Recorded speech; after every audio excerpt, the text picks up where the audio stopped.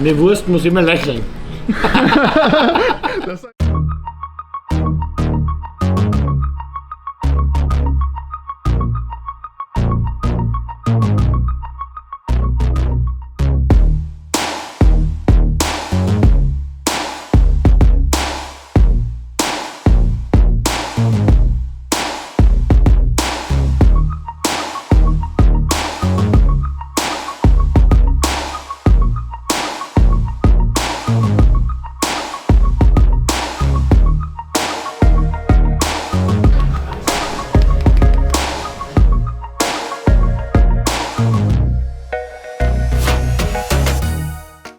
Christoph, dass du bitte erstmal kurz oder nicht kurz über dich erzählst und natürlich über dein Konzept, über dein Geschäft, den du jetzt seit Jahren am Laufen hast.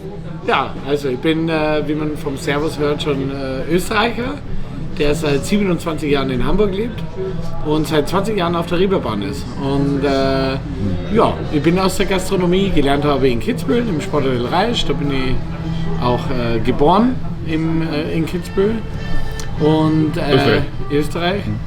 Und bin dann nach Wien, dann war ich im Ruhrgebiet, dann war ich auf Sylt, dann bin ich nach Hamburg gekommen und habe dann überall in der Gastronomie gearbeitet. In Sylt damals im Rauffang, in der Whiskystraße als Barkeeper eigentlich immer. Und dann waren wir hier, habe den Shark Club mit eröffnet damals in Hamburg und habe dann das Restaurant Nido gehabt. In der Alsterdorfer Straße und da haben wir Fusion Kitchen gemacht mit austroasiatischer Küche und das ist sehr gut angekommen und Nido war ein tolles Konzept. Wir haben Sushi, Schnitzel und Kaiserschmarrn im Wok gehabt. Das war das Konzept, was wir damals haben, so ein Crossover, da waren wir ziemlich die Ersten. Und dann kam Professor Norbert Aust und Conny Littmann auf mich zu und hat gefragt, ob ich mal wegen der Gastronomie schauen könnte in ihrem Schmitz Tivoli. Und so bin ich auf die Reeperbahn gekommen. Aus Mal schauen sind es dann 15 Jahre geworden und dann habe ich mit meiner Firma quasi die gastronomischen Betriebe der Schmitz Tivoli GmbH geführt.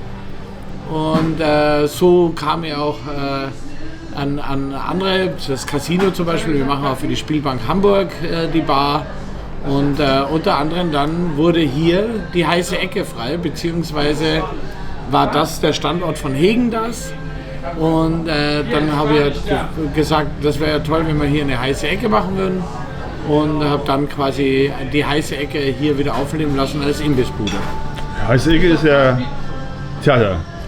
Das heiße Ecke ist eine Imbissbude und ein Theaterstück gibt es über diese Imbissbude, genau. Die früher drüben war, auf der anderen Straßenseite. Und ich habe dann den Namen heiße Ecke geschützt und mir gehört die Marke und habe dann quasi hier die Imbissbude wieder zum Leben erweckt. Ja, und davor war das hier was? Also? Davor war das Häagen-Dazs. Das war eine Eisbude vorher. Ach. Von Häagen-Dazs. Und der Häagen-Dazs war vorher hier und ja, und dann haben wir hier mit dem Spielbudenplatz Betreibergesellschaft und mit diversen Leuten hier geredet und haben dann gesagt, dass wir hier eine heiße Ecke aufmachen wollen und das Konzept ist ganz gut angekommen. Und dann haben wir angefangen mit der heißen Ecke vorne nur mit diesem kleinen Imbisswürfeln, den wir dann später sehen werden. Und haben dann zusätzlich, weil ich ja Tiroler bin, nochmal so eine Almhütte hierher gebaut und historisch gesehen haben wir dann noch einen Container drumherum gebaut und haben dann gesagt, die Almhütte wurde mit einem Container geliefert und wir haben vergessen, sie auszuladen. Okay. Das heißt, ganz am Anfang war das eine Ecke dort ganz vorne? War nur mit der kleine Würfel vorne, 5x5 Meter als Imbissbude, da haben wir auch Getränke gemacht früher. Und vor 15 Jahren? Vor 15 Jahren? Vor circa 15 Jahren. Wir sind 14 Jahre jetzt im Rennen, wir sind im 14. Jahr, also vor 14 Jahren. Und dann war nur der kleine Würfel mit einer Zapfanlage und da haben wir damit angefangen und das hat sie dann weiter ausgebaut. Also kleine Würfel, aber mit jahrelang Erfahrung. Ja, auf alle Fälle. Gastronomische Erfahrung ist da. Auf jeden Fall. Und wir haben uns halt dann erweitert. Wir haben einen Biergarten jetzt mit 220 Sitzplätzen. Hier drin in der Almhütte machen wir manchmal Veranstaltungen oder Steakessen oder wie auch immer oder im Winter ist das halt unsere kleine Schutzhütte. Und da haben wir immer sehr gute Stimmung hier drinnen und haben auch Spaß dabei. Ist auch ein ganzes Jahr geöffnet. Das ist das ganze Jahr geöffnet, beziehungsweise im Januar bis Mitte Februar lassen wir zu. Da ist relativ wenig los auf dem Kiez und unser Personal muss auch mal ihre Überstunden abbauen und ihren Urlaub nehmen. Alles klar. Naja, die heiße Ecke ist natürlich, oder Hamburg steht ja auch für Currywurst, genauso wie in Berlin. Also es ist ja überall ein großer Streitfaktor, wer die Currywurst erfunden hat und wer es hat. Sag als Österreicher, wer hat die erfunden? Wer hat die erfunden? Naja, wir haben das Bosner, das ist das... Buch? Bosner heißt das. Das ist wie ein Hotdog mit einer Bratwurst drin, eine Schweinebratwurst, und da kommen dann Curry und Currysenf und Zwiebeln mit Petersilien drauf. Das nennt sie Bosner in Österreich. Okay. Das ist so unsere Austrian Currywurst, sage ich immer. Ne? Okay. Aber wir haben uns spezialisiert auf Würstchen, weil ich glaube, diese Würstchenkultur darf nicht aussterben, und dafür steht auch so die heiße Ecke, dass wir weiterhin die Bratwurst aufrechterhalten, weil nicht, dass sie dem Aussterben bedroht ist, dass es eine ordentliche deutsche Wurstbude gibt. Ja, werden leider immer weniger. Werden immer weniger, aber Zum Glück sind ja viele noch am Laufen. Ja, auf alle Fälle. Ja. Und es sind auch viele, die mit Leidenschaft nur dahinter stehen und ihre Imbissbuden noch betreiben. Es gibt schon so ein paar, sagen wir Wirte oder Imbissbetreiber, die das wirklich mit Leidenschaft noch betreiben und eben eine Currywurst auch machen etc. Ja. Und wir sind halt einer davon. Mit der heißen Ecke wollen wir eben auch nach vorne gehen, und wir machen unsere eigenen Würstchen. Wir möchten einfach ein Qualitätsprodukt anbieten. Unsere Soße ist unsere eigene mit unserer Rezeptur, und das haben wir uns so zurechtgebastelt in den letzten Jahren, und es kommt gut an. Wir haben eine Haltungsklasse 4, sagt man hier in Deutschland. Das ist ein Schweinebauer bei Göttingen. Das ist ein 30-jähriger junger Kerl, der hat den Hof übernommen, hat jetzt neue Ställe gebaut etc. und versucht eben... das ist ein deutsches Strohschwein und hat dann eben 4 Quadratmeter pro Schwein und etc. Also das ist so, und der verfüttert, und alles, was dann an Abfall ist, versucht er auch zu verstromen. Also er verfüttert seine eigenen Produkte wie Erbsen und hin und her an die Schweine, und das, was dann an Abfall ist, wird dann wieder verstromt. Also er versucht, den Kreislauf zu schließen, und wir nehmen da quasi Schinken und Schulter für die Produktion. Und dann gibt es eine sogenannte Schüttung. Das heißt, da kommt ja beim Machen der Wurst kommt dann eben Eis mit rein, und die Schüttung ist im normalen Bereich und ist nicht erhöht. Also wir haben nicht so viel Wasseranteil drinnen. Und was mir wichtig war ein Premium-Darm. Einmal aus der Seite, dass es knackt oder dass es eben, man merkt das schon auch beim Braten. Und zum Zweiten für unsere Currywurst-Schneidemaschine, die wir hier im Imbiss haben, dass die dann eben auch sauber schneidet und dass es ein sauberer Schnitt ist und nicht, dass dann alles kaputt gehäckselt wird, weil da irgendwie so ein Gummidarm um die Wurst herum ist. Und unser Konzept ist, dass wir verschiedene Würste anbieten. Wir haben 5 verschiedene Würste, es wird jetzt noch eine 6. dazukommen. Und die sind alle mit unserem Label und wird in Göttingen dann produziert bei der Firma Fleischwaren Wulf. Und Wulf produziert dann nach unserer Rezeptur quasi unsere Würstchen. Fleischer, also die bekommen eure Gewürze und dann mischen die das ein, oder? Nein, wir haben die Absprache mit den Gewürzen und mit den Fleischern, aber uns war wichtig, dass eben woher das Fleisch kommt, welches Fleisch verwendet wird, das war uns auch wichtig. Und zwischendurch fahre ich dann runter, wir haben ein sehr gutes Verhältnis mit Christoph Hofmeister von Fleischwaren Wulf, und da haben wir ein sehr gutes Verhältnis, und ich fahre jetzt am Dienstag gerade wieder runter, dann besprechen wir das, dann rede ich dann mit der Produktion dann nochmal, ob alles okay ist. Und man schmeckt das ja auch, wenn da Schindluder getrieben wird, und es gibt nur mal so ein paar ganz ehrliche Fleischer, die dementsprechend auch die Qualität liefern. Verstehe, das heißt, die Würste werden nur extra für euch angeliefert. Genau. Angefertigt. So wie unsere Rinderwurst, das ist so ein argentinisches Rezept, da ist auch ein bisschen Ingwer mit dabei, aber das ist eigentlich der Ursprung, so eine argentinische Chorizo-Wurst, sage ich jetzt einmal. Und die haben wir mit Rindfleisch gemacht, dann ist es keine rote Rindfleischwurst, sondern können wir ja dann gleich mal schauen, haben wir dann eben unsere Rinderwurst, die saftig ist, das schmeckt wie ein Patty.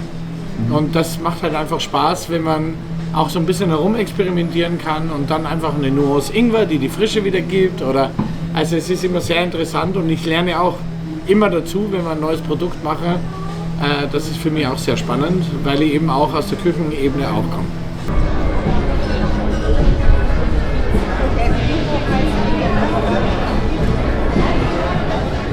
Erzähl mir über deine Soße, also wie lange hast du für die gebraucht?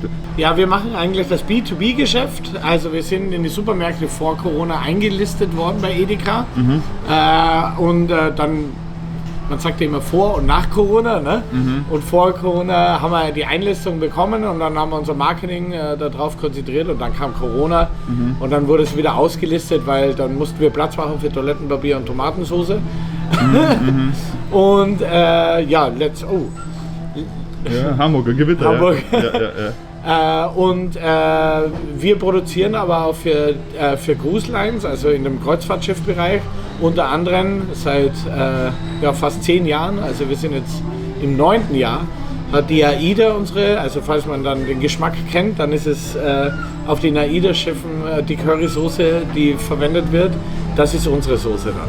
Und da sind wir auch ganz stolz drauf, dass wir dann zum Beispiel einen so großen Kunden mit dem Namen dabei haben aber eben auch Kantinen, weil unsere Soße, die wir gebaut haben, einfach an die Hitze oder quasi auch wenn man es länger in diesen Warmhalte-Vorrichtungen hat, dass sie halt einfach lange sämig bleibt und nicht verklebt. Und ich sage immer dazu, Ketchup ist nicht dafür gebaut, dass man es warm macht. Und viele verwenden ja einfach irgendwie grundsubstanziell Ketchup als Grundmasse und das funktioniert auf Dauer nicht, weil es einfach nur verklebt und und wir wollten auch da ein Premium-Produkt machen und haben auch eine Premium-Soße mit der Firma Jytro gebaut. Die ist in Brandenburg, wird die produziert, in Jüteborg. Das ist eine schöne Geschichte.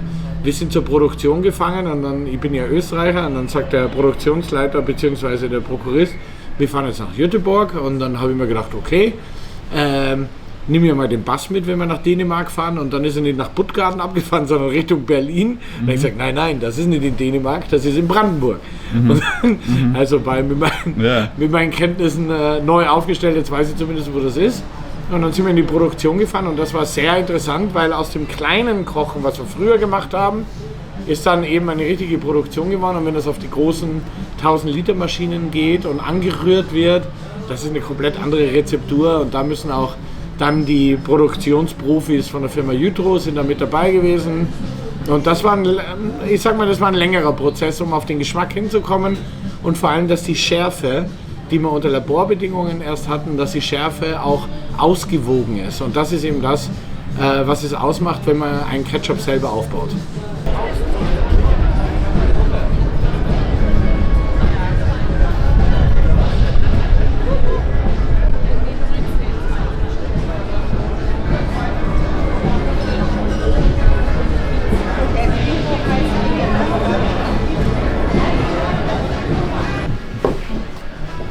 Oh. So. Oh. Da sind die Würstchen.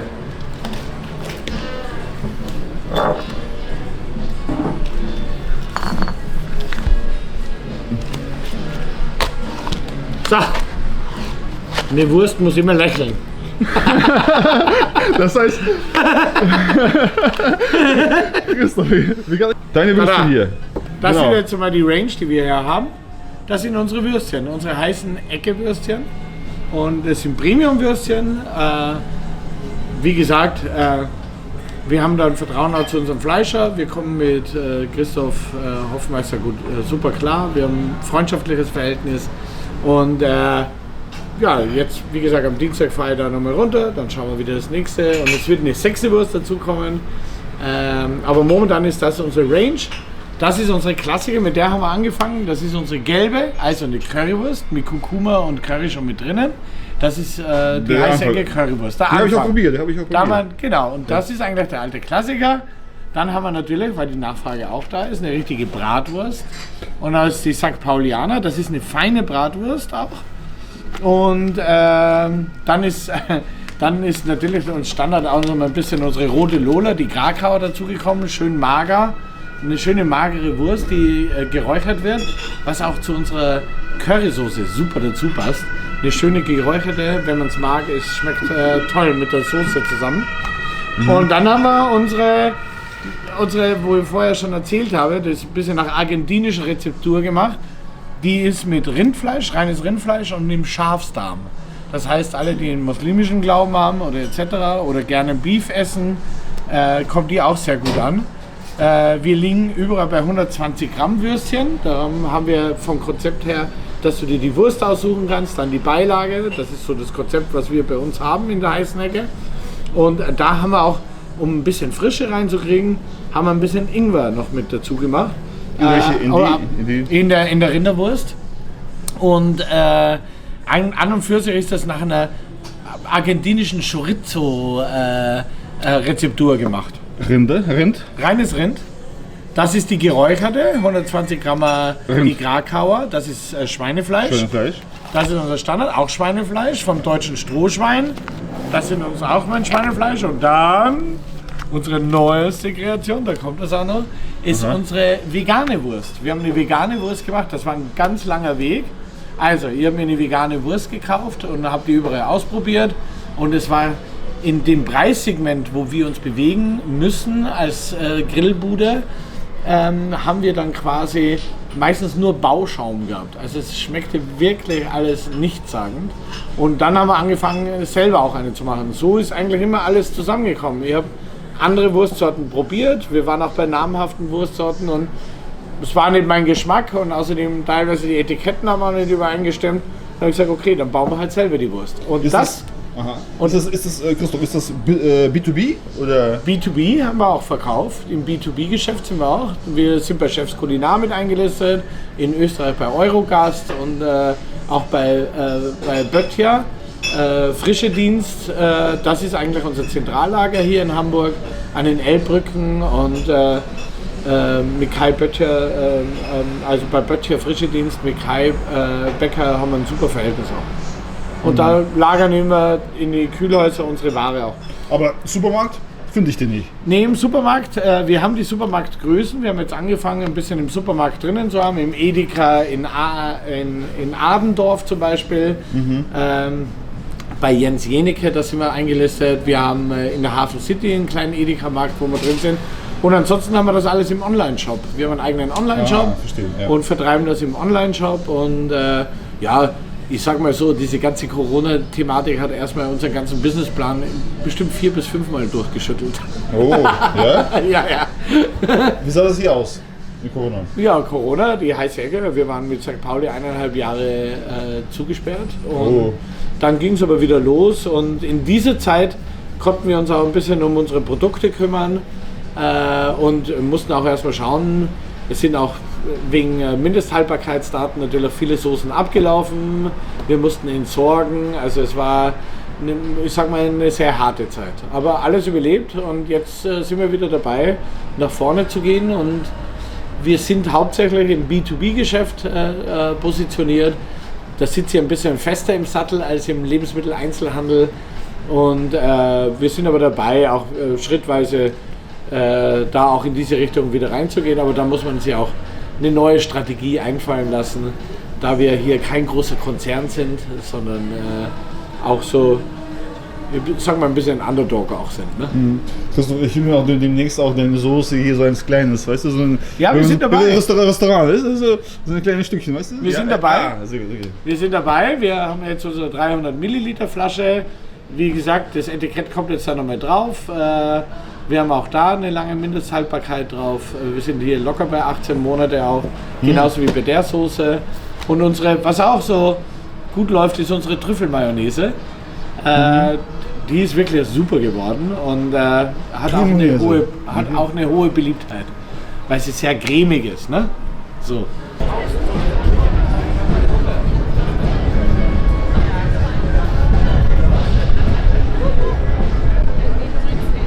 Wunderbar. Also, das ist eigentlich der Ursprung, das war die erste Nummer, was wir hatten. Ja. Und dann ging das los, dass wir. Und wie lange hast du dafür gebraucht, um die jetzt. Die Geschichte der Soße. Ja. Also, die Geschichte der Soße.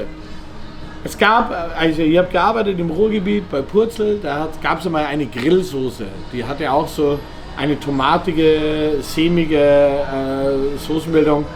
Und die wurde dann immer auf das Grillgut drauf gemacht, im Biergarten, im Purzelbaum, damals im Stadtwald. Also nach Österreich zurückzufahren, hattest du keine Nein, Lust. war hier ganz gut positioniert. Und, Ja, okay. wie gesagt, Hamburg finde ich auch eine ganz tolle Stadt und ich habe einfach da meine Wahlheimat gefunden in Hamburg. Und dann bei der Soße ging es darum, dass ich damals mit meiner Firma die Gastronomie der Schmitz Tivoli GmbH mit übernommen hatte.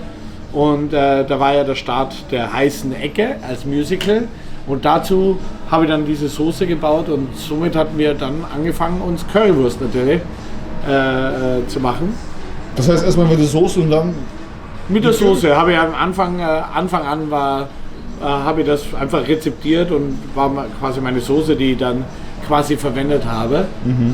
Und hatten auch Caterings mit meiner Firma und hatten da auch die Soße im Einsatz. Und sie hat immer mehr Beliebtheit gefunden und dann 2009 auf 2010 wurde dann quasi hier dieses Grundstück frei und dann habe ich angefangen, hier eine Currywurstbude zu platzieren und dann haben wir die Soße abgeändert und haben sie noch ein bisschen verfeinert und dann kam die AIDA dazu. Dann habe ich damals in der Hofküche noch die Soße mitproduziert. Ich habe dann zu Bernd Russ gesagt, der mit mir auch befreundet ist oder wir befreundet sind, habe ich gesagt, ob du Suppe machst oder Soße, lass uns doch dann die Soße bei dir einkochen. Und dann sind wir in die nächste Professionalität hineingegangen. Und dann wurde das auch mehr.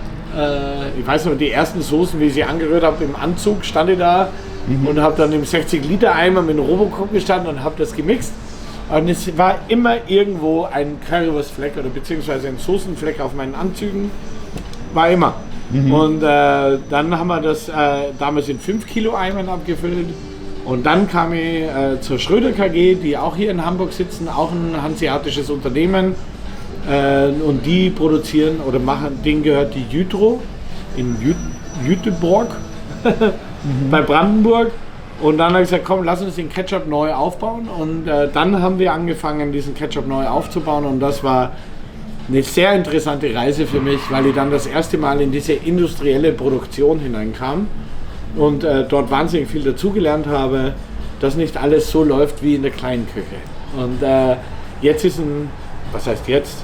Dann ist vor, ich glaube, 8 Jahren, ist dann einfach so ein schönes, ja, ich nenne das immer, das Produkt wurde erwachsen. Ne? Also wir haben angefangen anzurühren in Kindheitszeiten, dann die Jugendzeit war dann quasi das Einkochen in der Hofküche, da haben wir nur damals die Soßen gefroren und dann ist diese Soße erwachsen geworden quasi mit der Firma Schröder, mit dem Adam zusammen, haben wir dann eben dieses Produkt gekriegt und es wurde dann einfach, ja, quasi ausgewogener von der Schärfe her. Es war ganz wichtig, wie ist der Abgang und. Also ganz interessantes Thema war das mit der Soße. Wenn man das mit Worten beschreibt, den Geschmack, wie würdest du das ausdrücken? Die Soße. Also tomatige, fruchtige Schärfe. So, also es ist, sieht man ja gleich im Etikett, dass wir vorne gleich Tomatenmark dran stehen haben, fängt gleich mit Tomatenmark an. Dann haben wir diverse Säfte drinnen und was ein ganz wichtiger Punkt ist, wir haben einen Honig mit drinnen und da habe ich mir auch nicht zu Honigersatz hinreißen lassen, wie es mir gesagt wurde aus der Industrie, sondern wir verwenden richtigen Honig. Darum ist unsere Soße auch nicht vegan, sondern sie ist vegetarisch, weil der Honig ist immer so ein Thema. Und dann haben wir überlegt, ob wir den Honig weglassen, aber er ist einfach ein Geschmacksbeiträger und wir wollen unsere Soße im Geschmack beibehalten. So, und dann haben wir auch diverse Chili-Sorten damit mit eingearbeitet. Aber sie ist, wie gesagt, auf den Schiffen auch drauf. Sie ist in Kantinen. Also es ist jetzt nicht so, dass sie ist keine maue Soße, ne, so wie eine Ketchup oder wie auch immer, die dann sehr einheitlich für die Masse, sondern sie ist halt wirklich eine Currywurstsoße. Ne? Einfach eine Currywurstsoße mit ein bisschen Bums und ein bisschen Reeperbahn ist rauszuschmecken. Ja, sehr bisschen gut. Schärfe, Hammer. Ja. Darum sage ich, Geschmack braucht Sünde, Taste needs Sin. Das ist auch so ein kleines Slogan, den wir bei uns im Unternehmen haben. Wie heißt das Slogan? Taste needs Sin, also Geschmack braucht Sünde. Ein bisschen Sünde muss schon auch dabei sein. Ja. Das ist Axel. Hallöchen. Hi Axel, ja, hi. Ja. Axel durchwandert mit mir schon ganz lange Zeit. Wie lange haben wir auf der Uhr? 20 Jahre fast. 20 Jahre. Ja. Sind wir Wir arbeiten an der Silberhochzeit. Catering. Ja. Okay. Okay. Also. Das Konzept selbst, oder? Ja. Das ist unser Konzept. Ja. Ich habe das eigentlich gelernt für die Five Guys. Ich bin zu den Five Guys rübergegangen, habe mir das angesehen und gesagt, wenn die das zusammenstellen können wie bei Ikea, dann kriege ich das auch hin. Und dann haben wir angefangen, quasi hier, du suchst dir die Wurstsorte aus mit den 5 verschiedenen Würsten, die wir zurzeit haben. Dann, wie scharf du sie haben möchtest. Unsere höllisch scharf, wie wir sie nennen, ist so eine thailändische Schärfe. Das machen wir mit frischen Habaneros und einer Tomaten-Petersilien-Salsa, so mit Zwiebeln, und machen das auch selber, diese Soße, und rühren das auch immer frisch an. Dann suchst du dir aus, ob du unsere Hafenfritten haben willst. Zeig mal die Hafenfritten. Das sind unsere Hafenfritten. Sind die handgeschnitzt? Handgeschnitzt. Nein. Okay, sind nicht handgeschnitzt. Und dann haben wir unsere Süßkartoffeln Pommes frites. Ja. Glutenfrei auch. Also die sind Reis gecoated, nennt man das. Ummantelt mit so einem Reismehl. Das heißt, auch unsere Soße ist allergenfrei, die Wurst ist sauber und eben auch die Pommes. Und somit kann man auch, ist auch interessant, weil wir relativ viele haben, die fragen, ob es Glutenunverträglichkeit ist. Und dann kannst du auf diese Currywurst, die du dir dann ausgesucht und zusammengestellt hast, Sour Cream oder vegane Mayonnaise oder Ketchup für die Pommes dann aussuchen. Das ist in dem Preis inbegriffen für 59. Und wenn du aber Raclette oder eine Trüffelmayo dazu haben, müssen wir das nochmal oben drauf buchen. Also das kommt nochmal oben drauf. Und das ist unser Konzept. Also relativ einfach.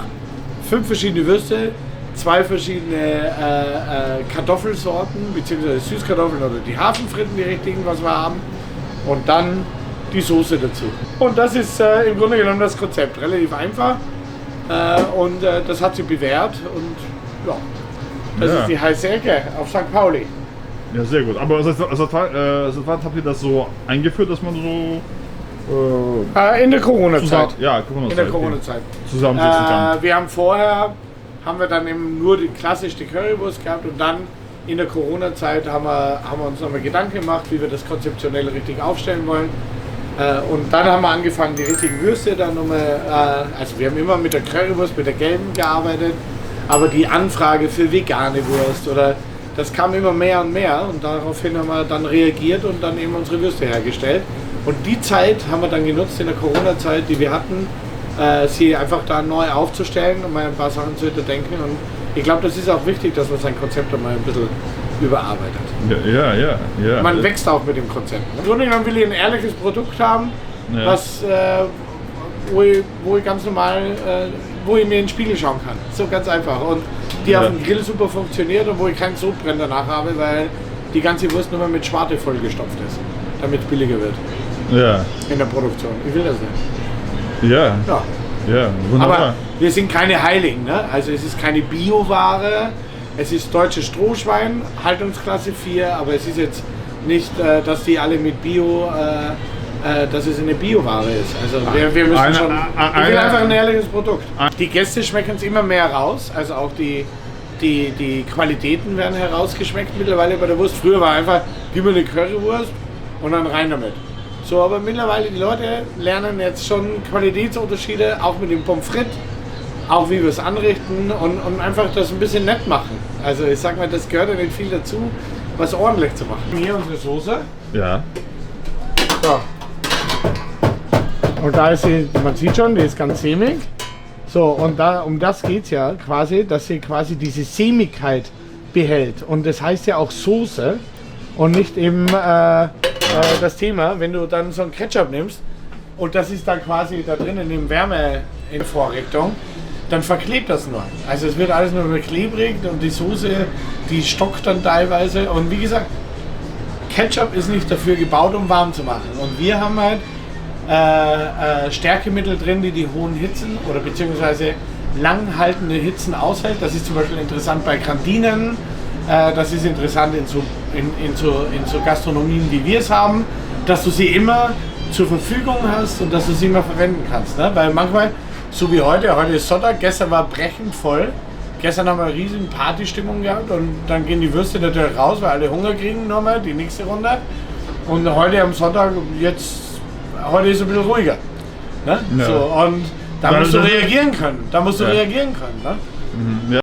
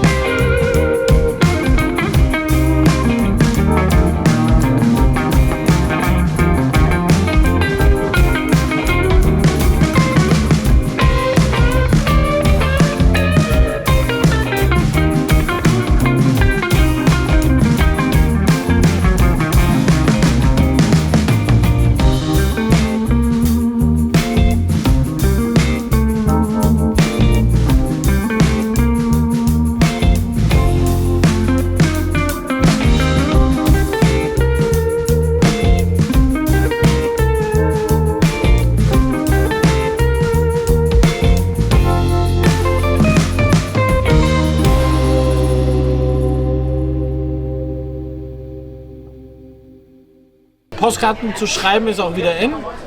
Und von dem her werden die immer gerne mitgenommen, dürfen auch gerne mitgenommen werden, kann man sich an den Kühlschrank kleben.